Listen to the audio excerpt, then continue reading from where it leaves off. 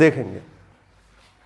असल में क्या है, बोहर के मॉडल में बातें काफ़ी अच्छी बताई थी, लेकिन बोहर की दो सिद्धांत बोहर के बाद ऐसे आए जिन्होंने क्या कर दिया कि बोहर के मॉडल में कमी पेश करी कि ये भाई ये कमियां बोहर के मॉडल में हो सकती हैं।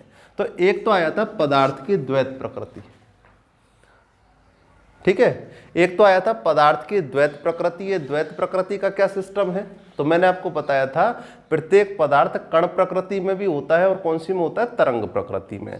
तो एक वैज्ञानिक था दी ब्रोगली, क्या नाम था, दी ब्रोगली। इसने द्वैत सिद्धांत के बारे में बताया, पदार्थ के डुअल नेचर के बारे में। तो एक तो मैं अपने मुंह से कह दूं कि भाई पदार्थ दो प्रकार की प्रकृति का होता है, कण प्रकृति का और एक तरंग प्रकृति का। तो कभी भी साइंस में मुंह से कही हुई बात नहीं मानी जाती, उसको प्रूफ करना होता है, सिद्ध करना होता है। तो देखो कैसे सिद्ध किया था उसको। तो दी ब्रोगली ने दो वैज्ञानिकों को आधार लिया था, एक तो लिया था आइंस्टीन, ठीक है, और एक लिया था किसको, दूसरा था ये मैक्स प्लांक। अब देखो आइंस्टीन तो क्या कहता है, आइंस्टीन कहता है जो ऊर्जा होती है वो होती है E बराबर mc²। ठीक है, फिजिक्स में पढ़ोगे द्रव्यमान, C क्या चीज बता रखा है आपको, प्रकाश की वेग, कल बताया था ना 3 × 10⁸ मीटर प्रति सेकंड। तो C है प्रकाश का वेग और m क्या है, वस्तु का द्रव्यमान। तो आइंस्टीन के अनुसार तो ऊर्जा ये होती है किसी भी पदार्थ की। और जो मैक्स प्लांक है, इसने कल हमने देखी थी, इसके हिसाब से ऊर्जा होती है h न्यू। बोलो, कल बताई थी क्वांटा के बराबर ऊर्जा होती है।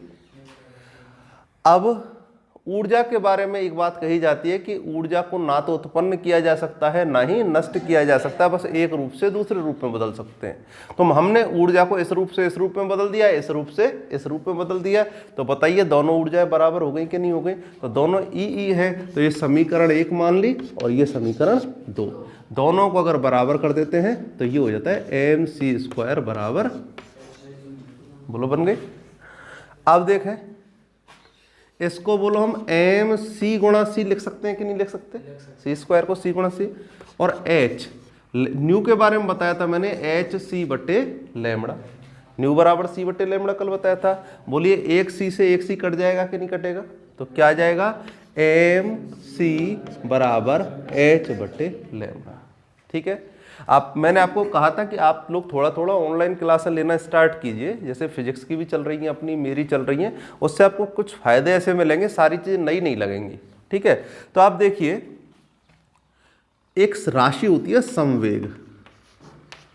ठीक है, संवेग क्या चीज़ होती है, जब कोई वस्तु गति करती है तब तो उसका केवल क्या निकलता है, वेग। लेकिन अगर हम ये कह दें 5 किलोग्राम की वस्तु गति कर रही है, तो यदि उसमें हम किलोग्राम का और गुणा कर दें या ग्राम का गुणा कर दें तो ये बन जाता है संवेग। तो बोलो P बराबर, संवेग को हम कहते हैं P के नाम से व्यक्त करते हैं। तो बोलो P बराबर क्या हो गया, mv। v क्या है, वेग। c भी बताइए यहाँ वेग है या नहीं है, किसका वेग है, प्रकाश का। तो बोलिए इसकी जगह हम P लिख सकते हैं कि नहीं लिख सकते, बराबर h/λ। तो अब बताइए जो P है संवेग, ये किसका गुणधर्म है, तरंगों का गुणधर्म है या कण का गुणधर्म है, आप सोच के बताएं कि यहां पर जो संवेग है ये कण का गुणधर्म है या तरंग का गुणधर्म है, कण का। क्योंकि ये जो संवेग है किससे संबंधित है, द्रव्यमान से संबंधित। तो द्रव्यमान का गुणधर्म किसका है, कण का। और लैम्बडा किसका गुणधर्म होता है, तरंग का। तो बताओ यहाँ पे हम ये कह सकते हैं कि तरंग की कण प्रकृति और तरंग प्रकृति दोनों में संबंध होता है कि नहीं होता।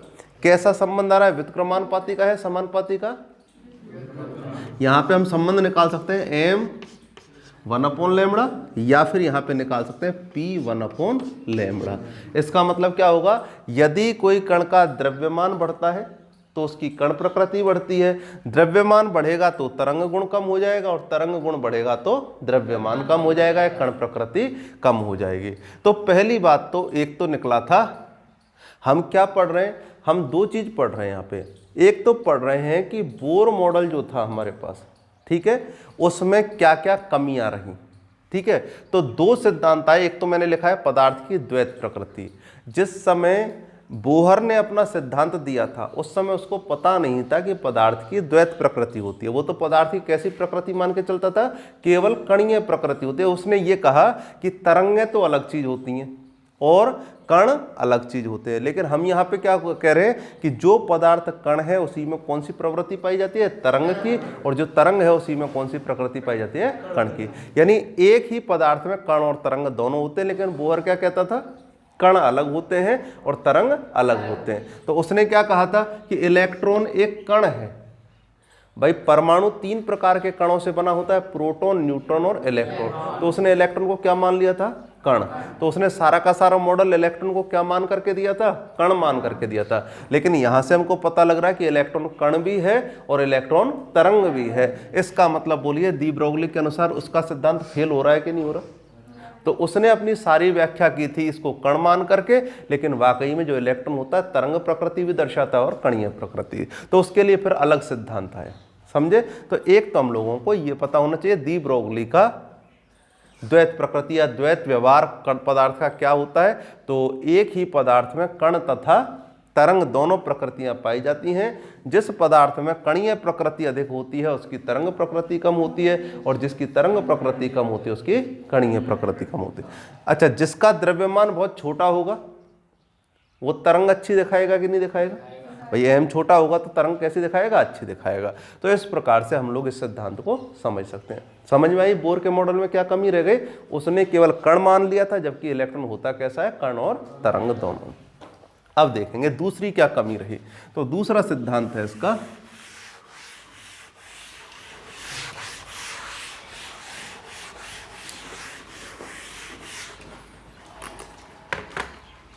दूसरा देखेंगे, एक आता है हाइजेनबर्ग वैज्ञानिक था, हाइजेनबर्ग भी कह सकते हैं, हाइजेनबर्ग भी कहते हैं, का अनिश्चितता सिद्धांत।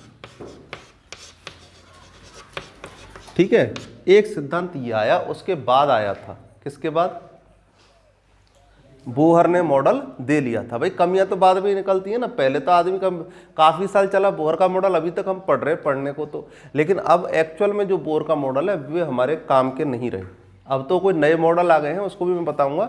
तो हाइजेनबर्ग का अनिश्चितता सिद्धांत ये क्या कहता है, ये कहता है किसी भी कण की एक ही समय में स्थिति में अनिश्चितता और वेग में अनिश्चितता को ज्ञात, बिल्कुल एग्जैक्ट ज्ञात नहीं किया जा सकता। अभी तो मैं एक स्टेटमेंट दे रहा हूं, समझाऊंगा अभी आपको। देखिए, कोई भी कण की स्थिति कैसे होती है, जैसे हम ये कह देते हैं कि ये कण, ये चौक यहाँ से 5 मीटर दूरी पर रखा है, तो बोलो स्थिति हो गई कि नहीं हो गई।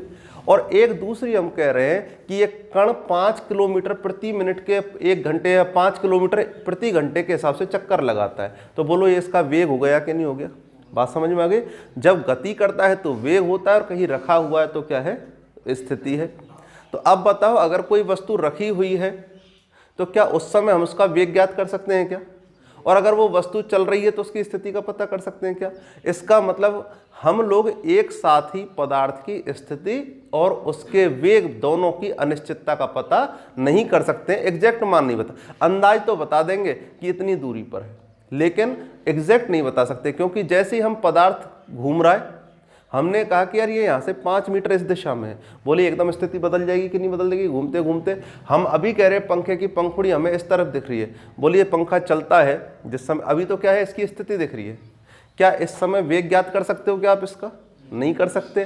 तो लेकिन जब ये चलता है तो आप बता सकते हैं कि पंखुड़ी किस दिशा में चल रही है। जैसे ही आपने मेरे से कहा ये पंखुड़ी इस दिशा में, वैसे थोड़ी देर में क्या हो जाएगी, घूम जाएगी। अर्थात एक संग स्थिति और वेग दोनों की अनिश्चितता ज्ञात नहीं की जा सकती, दोनों का एग्जैक्ट मापन नहीं किया जा सकता। ये तो है अपनी जनरल भाषा की बात। अब मैं इलेक्ट्रॉन की दृष्टि से समझाता हूँ इस बात को कि अनिश्चितता का मतलब क्या होता है। तो देखिए, ध्यान देना, ये था बोहर ने जो कहा था, ये नाभिक है और ये इसकी क्या है, कक्षा, इसमें कोई इलेक्ट्रॉन मौजूद है। ठीक है, अब इलेक्ट्रॉन बहुत ही छोटा कण होता है, जब हमको परमाणु ही आंखों से नहीं दिखाई देता तो इलेक्ट्रॉन कहाँ से दिखाई देगा। बात समझ रहे हो। तो इसको देखने के लिए हमको क्या करना पड़ता है, इसको देखने के लिए, अच्छा देखने का मतलब ही तो होता है स्थिति का पता लगाना। मान लीजिए मैं कहूँ कि एक बालक की स्थिति का पता लगाना है, तो मैं यहाँ से देख लूँगा भाई वो कोने में बैठा हुआ है, ये सामने बैठा हुआ, तो इसकी स्थिति का पता लग गया कि नहीं लग गया। तो जब तक मेरी आँखें उतने विकिरण उस बच्चे तक नहीं पहुँचा पाएंगी कि मुझे वो बच्चा महसूस हो जाए। अगर मान लो मैं आँखों को बहुत छोटा कर लेता हूँ, बिल्कुल बहुत छोटे, मतलब बिल्कुल इस तरह से आँखें बंद जैसी कर लेता हूँ, तो बताओ उस बच्चे से टकराने वाले विकिरण मेरी आंखों तक प्रॉपर नहीं आ पाएंगे। तो हम फिर अंदाज से यार थोड़ा सा दिख तो रहा है जाने वही लड़का है कि कोई और लड़का है, ऐसा होता है कि नहीं होता। लेकिन हम खुली आंखों से देख रहे हैं तो क्या है, निश्चित ऊर्जा के विकिरण हमारी आंखों तक आ रहे हैं और हम आसानी से उसको पहचान पा रहे हैं। इलेक्ट्रॉन बहुत छोटा है, छोटे कण को आसानी से पहचाना नहीं जा सकता, इस वजह से हमको इसको पहचानने के लिए बहुत ज़्यादा ऊर्जा वाले विकिरण देने पड़ेंगे। इनको पहचानने का तरीका क्या है, आंखों से तो दिखाई देते नहीं, हम लोग क्या करते हैं बहुत ऐसे विकिरण फेंकते हैं इनके ऊपर, विकिरण इनसे टकराते हैं। ठीक है, अगर इनसे टकरा करके एक मशीन होती है उसमें डिटेक्ट हो जाते हैं, यानी उसमें आ जाती है कि हाँ भाई इलेक्ट्रॉन से टकरा गया है, तो वहाँ पे इलेक्ट्रॉन मौजूद है। तो हमने वहाँ से क्या है विकिरण भेजे, इलेक्ट्रॉन से टकराए, इलेक्ट्रॉन से टकराने पर क्या होगा, कैसी ऊर्जा चाहिए, बहुत ज़्यादा ऊर्जा चाहिए। तो बहुत ज़्यादा ऊर्जा से ये तो पता लग जाएगा कि इलेक्ट्रॉन यहाँ पर मौजूद है, तो इलेक्ट्रॉन की स्थिति तो पता लग गई।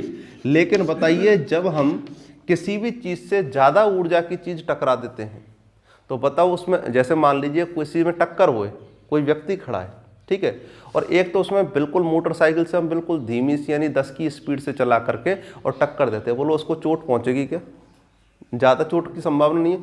लेकिन हम ला रहे हैं 80 और 90 की स्पीड से और पूरी ताकत से ला रहे हैं, तो क्या होगा, वो व्यक्ति अपनी स्थिति बदल लेगा कि नहीं बदलेगा, जैसी टक्कर लगेगी उड़ के जाएगा, लगभग हो सकता है 10 मीटर की दूरी पे जाके पड़े, कार हो तो और भी ज़्यादा 15-15 मीटर तक की दूरी चला जाता है। बोलो समझ रहे हो बात।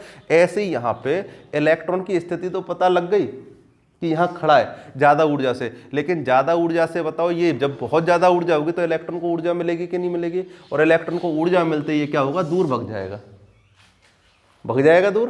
तो इसका मतलब इसकी स्थिति बदल गई कि नहीं बदली, वेग भी बढ़ जाएगा कि नहीं बढ़ेगा। तो मतलब अगर हमको स्थिति का पता लग रहा है तो वेग का पता नहीं लग रहा, और वेग का पता लग रहा है तो स्थिति का पता नहीं लग रहा। इसको कहते हैं कि किसी एक चीज में अनिश्चितता रहती है, यानी किसी हर दोनों के मान एक संग निश्चित ज्ञात नहीं किए जा सकते, है ना, वेग और स्थिति। तो ये चीज इसने बताई थी। तो अब एक बात समझ लें, हाइगेन वर्ग का अनिश्चितता सिद्धांत क्या है, तो ये सिद्धांत यही कहता है कण की स्थिति व वेग का, वेग भी अपने आप में क्या है, समवेग है, क्योंकि इलेक्ट्रॉन है तो इलेक्ट्रॉन का द्रव्यमान क्या होता है, निश्चित होता है 9.1 गुणा 10 की घात -31। ठीक है, समवेग क्या चीज है, P बराबर m गुणा v। बोलो होता है कि नहीं होता। तो अब देखो ये तो कैसा हो गया, स्थिर, तो अगर ये अनिश्चित रहेगा तो ये भी अनिश्चित रहेगा कि नहीं रहेगा। तो चाहे वेग की अनिश्चितता का हो चाहे संवेग की अनिश्चितता का हो, एक ही बात है, संवेग वेग एक ही चीज है। ठीक है, वेग में केवल अपन कण का द्रव्यमान शब्द उपयोग नहीं करते, संवेग में इसका द्रव्यमान शब्द उपयोग में किया जाता है, इतना सा अंतर है। तो अब आप देखें, हाइगेन वर्ग के अनिश्चितता के सिद्धांत के अनुसार किसी कण की स्थिति व वेग का यथार्थ निर्धारण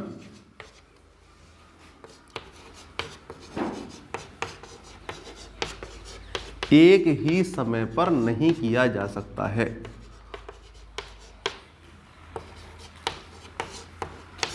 नहीं किया जा सकता है। ठीक, एक ही समय पर हम वेग और स्थिति, अब दोनों ही उदाहरणों से देख ले।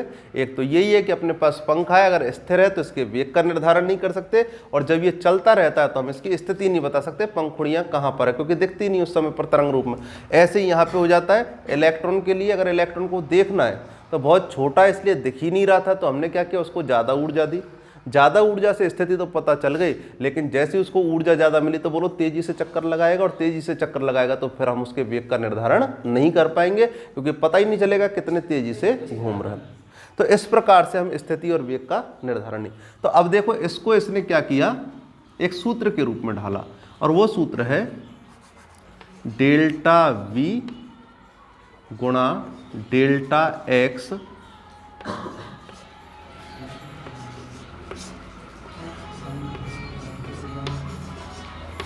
ये एक सूत्र दिया था इसने किससे, हाइगन में, ये तो आपको याद रखने पड़ते हैं चूंकि। तो देखो h का मान निश्चित है, h का मान कैसा है, निश्चित, कितना है 6.62 गुणा 10 की घात -34। 4 पाई का मान कितना होता है 3.14 और इसका कितना है m का 9.1 गुणा 10 की घात -31। तो बोलो ये मान तो एक निश्चित मान आ जाएगा कि नहीं आएगा, गुणा भाग करेंगे तो इसका निश्चित मान आ जाएगा। अब देखो ये वाली जो है ये तो है वेग में अनिश्चितता, किसमें है, वेग में अनिश्चितता, और ये क्या है, स्थिति में अनिश्चितता। तो अपन इसको, ये तो बाई चांस उपयोग में होता है, बराबर के रूप में यूज होता है, तो डेल्टा v और डेल्टा x ये गुणा हो गया है इसके बराबर। अब आप मेरी बात समझना अच्छे से, जो इस सूत्र का मतलब असल में होता है क्या है, मैं आपको इससे संबंधित एक बात बता देता हूँ। ये जो हिस्सा है बोहर मॉडल तक तो सब लोग ठीक ठाक पढ़ा लेते हैं, चीज़ को बता देते हैं क्योंकि वो सामान्य है।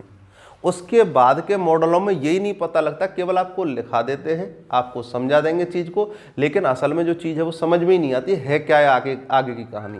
अब मैंने आपको ये बात बताई है कि बोहर का जो मॉडल है ना, उसकी कमियां अपन दो सिद्धांतों से निकाल रहे हैं। एक तो कौन सा हो गया, हाइगेनबर्ग का अनिश्चितता सिद्धांत, और एक कौन सा था, द्वैत व्यवहार। द्वैत व्यवहार से तो ये कमी निकल के आई कि उसने कण मान लिया था, और जबकि होता कैसा है, कण और तरंग। अनिश्चितता सिद्धांत से कौन सी कमी निकल के आएगी वो आपको अभी आएगी सामने। फिलहाल तो हम अनिश्चितता सिद्धांत देख रहे हैं कि एक ही समय पर स्थिति का और वेग का निर्धारण नहीं कर सकते, या ठीक है। तो अब देखो यहाँ पर ये क्या है, स्थिति में अनिश्चितता, और ये क्या है, ये तो है वेग में अनिश्चितता, और ये किस में है, स्थिति में अनिश्चितता। और अब बताओ इसका मान एक निश्चित मान के बराबर है या नहीं है? मैं ये मान लेता हूँ, इसकी कैलकुलेशन से जो कुछ आता रहेगा मैं ये मान लेता हूँ, जैसे इस सब का मान 50 आ गया, वैसे ही मान रहा हूँ अंदाज से, इस सब का मान कैसा आ गया, 50।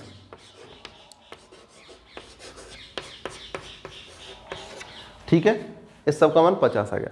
अब देखें, मान लीजिए होता क्या है, जब इलेक्ट्रॉन घूमता, अभी मैंने बताया था इलेक्ट्रॉन को हम ऊर्जा देंगे, उच्च ऊर्जा देंगे, तो बताओ उसका वेग परिवर्तित हो जाएगा कि नहीं होगा, क्योंकि उसको गति कैसी मिल जाएगी, ज़्यादा मिल जाएगी। स्थिति तो पता लग गई कि इलेक्ट्रॉन यहाँ मौजूद है, लेकिन जैसी ऊर्जा ज़्यादा मिलेगी तो बोलो तेज तेज भगेगा कि नहीं भगेगा इलेक्ट्रॉन। तो यहाँ पर देखना, यदि वेग का मान बढ़ रहा है, ठीक है, दोबारा देख लो, वेग और x का मान किसके बराबर है, 50 के बराबर। अब इनमें से अगर वेग का मान, अब ऐसे मान लो कि इसका मान तो 10 था और इसका मान कितना था, 5, अपने अंदाज से मान लिया इसका मान 10 है और इसका 5 है। अगर मान लीजिए वेग का मान बढ़ गया, तो वेग का मान बढ़ के कितना हो गया, 12। अच्छा, ये मान फिक्स रहना चाहिए क्योंकि ये मान हमारे हाथ में नहीं है, बोलो ये यहीं से आया है कि नहीं आया, तो इसमें तो कोई परिवर्तन कर ही नहीं सकते। इलेक्ट्रॉन का द्रव्यमान भी फिक्स रहेगा, पाई का मान 3.14, ऐसा तो है नहीं अपने मन से बदल दें, तो इसका मान तो फिक्स आया है 50, समझ गए। तो अब बताओ, अगर वेग का मान 12 हो गया तो हमें इसका मान, और मैं इसको कर देता हूँ 12 की जगह इसको 20 कर देता हूँ, वेग का मान 20 हो गया। तो बताओ इसको 50 बनाए रखने के लिए हमको x का मान कम करना पड़ेगा कि नहीं करना पड़ेगा, कितना करना पड़ेगा, 2.5। तो इसका मतलब अगर ये 2 गुना हो गया तो इसको आधा करना पड़ेगा, ये 4 गुना हो गया तो इसको कितना करना पड़ेगा, 1/4 गुना करना पड़ेगा, तब जाके इसका मान स्थिर रहता है। तो इसका मतलब हम दोनों के मान निश्चित रूप से ज्ञात नहीं कर सकते। ये नहीं कह सकते v का मान 10 ही रहेगा और x का मान 5 ही रहेगा। अगर v का परिवर्तित हो गया तो x का भी परिवर्तन आ जाएगा, समझे। तो अब हुई बात यही है, कुल मिलाकर के आपको वैसे ज़्यादा इसका ये सूत्र रहता है और ज़्यादा याद नहीं करना पड़ता, मुझे तो समझाना इसलिए बताना पड़ता है। तो आपको तो यही याद रखना है कि एक ही समय पर कण की स्थिति और वेग का निर्धारण बिल्कुल सही नहीं कर सकते। तो ये तो इसकी कमी। अब बात करें कि बोहर ने की कमी कैसे निकली इसमें, भाई इस सिद्धांत का बोहर से क्या संबंध है, तो आप खुद बताइए। अपन ने जो बोहर के बारे में पढ़ा है, ये नाभिकता, ये पहली कक्षा है, इलेक्ट्रॉन। तो बोहर ने क्या बताया था, बोलो इसकी त्रिज्या निकाली थी कि नहीं निकाली थी बोहर ने अपने सूत्र से, इसका वेग भी निकाला था कि नहीं निकाला था, और उसका एक निश्चित मान आ सकता है कि नहीं आ सकता, R1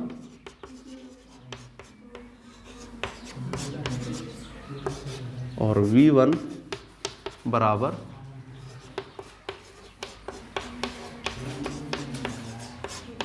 बोलो निश्चित मान आते हैं कि नहीं आते? बस जेड और एन का मान रख दो, यहाँ भी एन और जेड का मान रख दो, बोलो निश्चित मान आ जाएगा।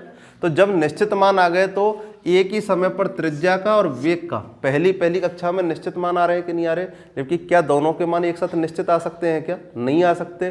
तो बोहर की कमी ये भी रही थी कि उसने इलेक्ट्रॉनों के क्या बता दिए थे, स्थिति और वेग दोनों के मान निश्चित मान बता दिए थे, जबकि दोनों के मान निश्चित रूप से नहीं निकाले जा सकते। तो बोहर की एक कमी ये भी रही थी। समझ गए? तो ये दो सिद्धांत हैं, हाइगेनबर्ग का अनिश्चितता सिद्धांत और दूसरा सिद्धांत कौन सा है, द्वैत सिद्धांत, जो बोहर की जो मॉडल था उसमें मेन कमी बना। ठीक, एक बात और आई बोहर की, और क्या क्या कमियां रही। अब वो सिद्धांत से रिलेटेड नहीं है, वो किस बात से रिलेटेड है? तो ये बताइए, क्या सारे परमाणुओं में एक ही इलेक्ट्रॉन रहते हैं क्या? सब में अलग अलग रहते हैं। हाइड्रोजन में तो एक इलेक्ट्रॉन है, और ये दुनिया क्या हाइड्रोजन से बनी है क्या? औरों से भी तो बनी है। तो हमको एक ही परमाणु के बारे में जानकारी चाहिए कि औरों के बारे में भी चाहिए? औरों के बारे में। तो बोहर ने अपना जो मॉडल दिया था वो केवल किसके लिए दिया था? हाइड्रोजन के लिए।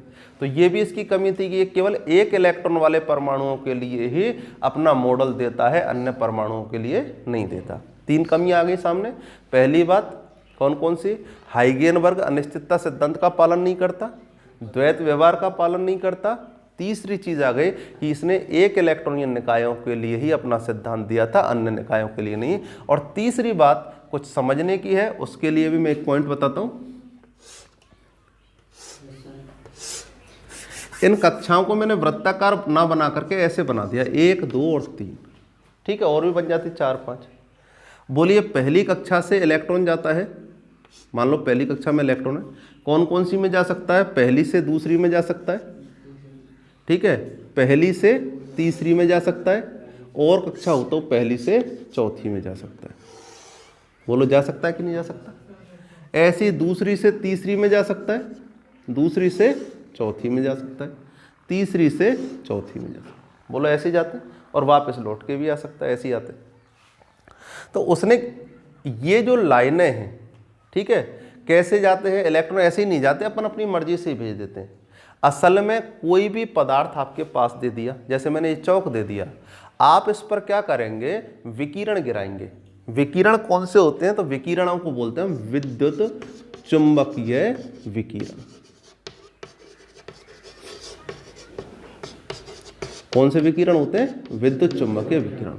अब ये कौन कौन से विकिरण होते हैं? पराबैंगनी किरणें आपने सुनी है, ठीक है, पराबैंगनी सुनी होंगी, ओजोन परत वाली, ठीक है। एक होती है अवरक्त किरणें, अलग अलग किरणें मैं आपको बताता हूं, RMIV UXG। एक्स किरणों के बारे में सबने सुना होगा, एक्सरे होता है जब कोई चोट वोट लग जाती है। गामा किरणें होती है, जी किरणें, गामा किरणें, ठीक है, रेडियोएक्टिव पदार्थों से निकलते हैं। यू को कहते हैं यूवी किरणें, ये पराबैंगनी किरणें हैं। वी है विजिबल, विजिबल का मतलब होता है दृश्य किरणें। ये कौन सी किरणें होती हैं? जो हमको आंखों से दिखाई देती है, जो 7 रंग हमको दिखा देते हैं वे विग्योर, वो वी में आती हैं, विजिबल यानी दृश्य किरणों में। आई यानी इंफ्रारेड, ये अवरक्त किरणें हैं, ठीक है। एम का मतलब माइक्रोवेव यानी सूक्ष्म तरंगें हैं, अभी आ जाएंगी और आपको। और आर का मतलब रेडियो तरंगें, जो अपने मोबाइल, टीवी, रेडियो वगैरह इनमें जो तरंगें आती हैं वो रेडियो तरंगें, ठीक है। अब हम क्या करते हैं, ऐसे उपकरण मौजूद है, किसी से तो आर तरंगें निकलती है, किसी से एम, किसी से आई, ऐसे उपकरण अपने पास मौजूद है। हमने इस इलेक्ट्रॉन पर मान लीजिए दृश्य प्रकाश गिराया। कौन सा गिराया? दृश्य प्रकाश। इस इलेक्ट्रॉन पर आकर के गिरा। दृश्य प्रकाश में कितने कलर होते हैं? 7। बैंगनी, ठीक है, नीला, आसमानी, हरा, पीला, नारंगी, लाल, ये कलर हैं। तो बोलो हमने दृश्य विकिरण गिरा दिए। ये क्या करेगा? इलेक्ट्रॉन इनमें से किसी भी एक कलर की ऊर्जा को ले लेगा। रंगों का मतलब ऊर्जा होती है, तो किसी भी एक रंग की ऊर्जा को ग्रहण कर लेगा। बोलो इसकी ऊर्जा बढ़ जाएगी कि नहीं बढ़ेगी? ले लेगा तो बढ़ेगी। और ऊर्जा बढ़ते ही कहाँ जाता है? अवशोषित करेगा, कहाँ जाएगा? ऊपरी कक्षाओं में। तो या तो दूसरी कक्षा में जाएगा या तीसरी कक्षा में जाएगा, ठीक है। कोई दूसरा परमाणु होगा, उसका इलेक्ट्रॉन क्या होगा? ज्यादा ऊर्जा ग्रहण करके हो सकता है तीसरी में चला जाए, चौथी में चला जाए, तो कोई कहीं भी जा सकता है। तो ये जो इलेक्ट्रॉनों का आना या जाना होता है, इलेक्ट्रॉन चला गया, अभी तो इसने क्या किया? रंग का अवशोषण किया है। जब ये वापस से लौट करके आएगा तो बोलो बताया है जो लिया है वो देना पड़ता है, तो इसका मतलब वो रंग हमको वापस दिखाई देगा। तो ये जो रंग हमको दिखाई देते हैं इसी को हम कहते हैं स्पेक्ट्रम। किस नाम से जानते हैं? स्पेक्ट्रम। तो असल में ये जो बोहर था इसकी एक कमी थी, मतलब वो कमी मैं आपको स्पेक्ट्रम पढ़ाऊंगा तभी बता पाऊंगा। तो कल की क्लास अपन स्पेक्ट्रम की लेते हैं एक बार, उसके बाद अपन उसकी चर्चा कर पाएंगे, क्योंकि अभी आपको स्पेक्ट्रम समझने में दिक्कत आएगी। डायरेक्ट मैं उसको नहीं करना चाहता स्पेक्ट्रम क्या, तो उसकी अपन अलग से क्लास लेकर के फिर स्पेक्ट्रम को बताते हैं। तो बोहर की अगली कमी इसमें आ जाएगी। और उसके बाद एक मॉडल और है क्वांटम यांत्रिकी मॉडल, जो वर्तमान में काम आता है। उसी मॉडल से आपका जो होना है सब कुछ उसी से होना है। तो आज की क्लास को तो अपन यहीं विराम देते हैं। तो 2-3 कमियां जो आपको बताई हैं वो मैंने आपको बता दी कि एक तो हाइगेनबर्ग का अनिश्चितता सिद्धांत है और एक क्या है? प्रकाश का द्वैत व्यवहार है, वो कण का द्वैत व्यवहार है। दोनों सिद्धांतों को बता दिया, और एक हाइड्रोजन का एक कणीय प्रकृति। ठीक, तो बाकी चर्चा कल करते हैं।